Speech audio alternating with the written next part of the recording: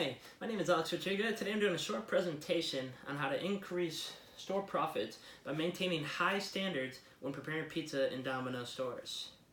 So it all starts with the toppings. First is overtopping, and the second is undertopping. What typically happens when you overtop a pizza, you put a little extra on than what should be on that pizza.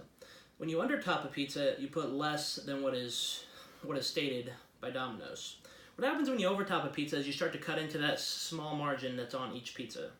If you undertop a pizza, what tends to happen is that customers are unhappy and they are less likely to come back to your store and buy more pizza. So first here, let's take a look at the margins of a pizza. Here I have a pie chart. The small slice represents the cost of ingredients, and the full pie represents the full price the customer is paying. So the cost of ingredients makes up about 15% of a $12 cheese pizza. So let's look at the pricing chart for that $12 cheese pizza. First topping is the mozzarella cheese. It is $1.10. And then you got the basil, tomato sauce, salt, and that all adds up to $1.77. And it has about a 580% markup. Pizza cheese makes up almost double the price of any other ingredient that goes onto a pizza, and it is one of the more overtopped and undertopped items that I have seen go into the oven. So you may be asking, why is this happening? First off is the lack of training, and that starts with management. When I was first hired in as a driver, I was just trained on how to drive, but not do anything else inside the store. When I made pizza, I was just asking questions on the fly, so it was more on-the-job training.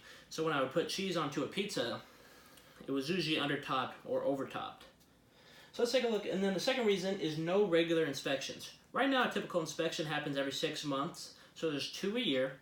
And usually during that time, when it's 5 months in, you haven't had an inspection, usually store managers start to step it up and make sure things are being done correctly, like topping pizzas, and making sure overtopping and undertopping doesn't happen. But what happens is, during that lax time, when there's no pending inspection, it's been 4 months, you have a couple months without an inspection, managers tend to be more lax and may not even weigh out cheese themselves or any other toppings on the make line. And the third reason is no incentives for employees. The only incentive right now is for management. Once a year, they get a cut of the store profit, a small cut of the store profit once a year. But for minimum wage employees, which is usually the average wage of a new employee there, they get no other incentives besides just working there. So typically, they have no incentive for wanting to do things correctly. And what tends to happen is they tend to not care, and they just throw pizza cheese on how they like it just to get the pizza through the oven. My fourth one is making mistakes. I've seen it a lot. Mistakes happen every night. It will happen. But what needs to be done, what happens is with mistakes is when you throw a mistake pizza that's missing a topping, has an additional topping, it gets thrown through the oven, thrown on the top shelf when it comes out, and then then it gets thrown away. All that money, all the toppings, the dough just gets thrown in the trash can, and then you still have to remake the pizza that could potentially be overtopped and undertopped and lose even more money. And my final reason is the lack of employees when busy. On a typical Friday night, you usually have a full staff. They make sure Friday nights are always busy, and they always have a full staff for that night.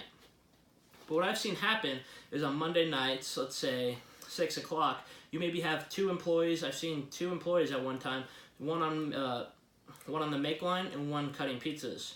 So if we get busy and unexpected busy, which Mondays aren't usually busy, what tends to happen is that the person making the pizzas will make them as fast as possible, then throw them in the oven, which common mistakes will happen.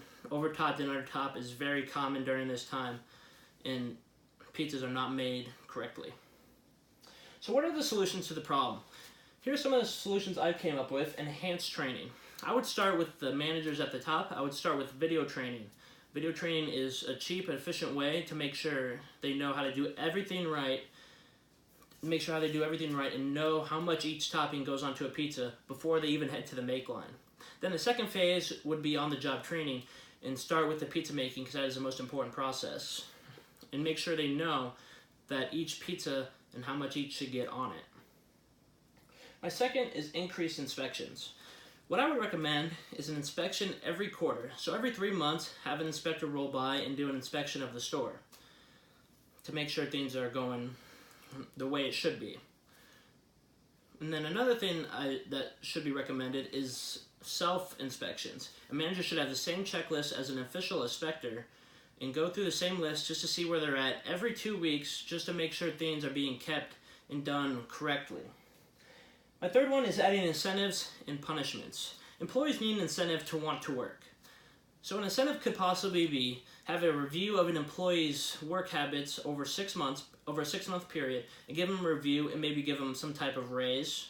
Another incentive may be if they're doing a great job and they want more hours, give them the hours. And if they need a flexible schedule, go towards their schedule and be more flexible for them. On the contrary, a punishment should be given to employees that are constantly not doing things correctly. So let's say you've seen them overtop pizzas multiple times, not really weigh anything out. Maybe then you do a write-up. A write-up will affect their 6-month review. They'll pull out a file and check how many maybe write-ups they have. Another one is reduce their hours. Maybe they want 30, you give them 20, 25 hours because they're not doing things how it should be done. And the final reason, and the final punishment could be a possible, be less flexible to their schedule, like if they want certain days off, give them less hours overall, so just be less flexible overall.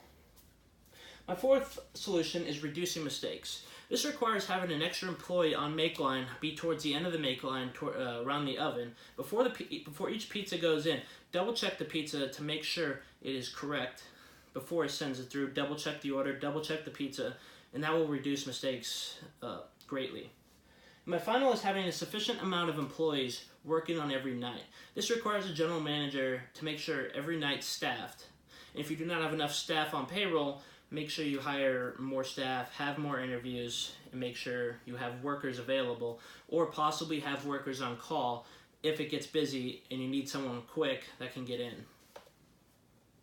So to wrap it up, where do you start? Where do you start to reduce undertopping and overtopping of pizzas? I would start with the training. Training is the most vital part to a new employee that's in a new environment to learn it.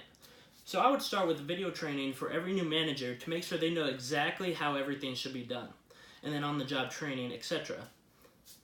But for new employees that are hired, I recommend the same video training to make sure they know how everything is done. But this way, when they get the walkthrough of how things are done, the manager will be able to greatly help them when making pizzas and not learn some shorthand technique that would make things go quicker but not be done correctly. And I would say this is more of like a trickle-down kind of training. All right. Thank you for listening.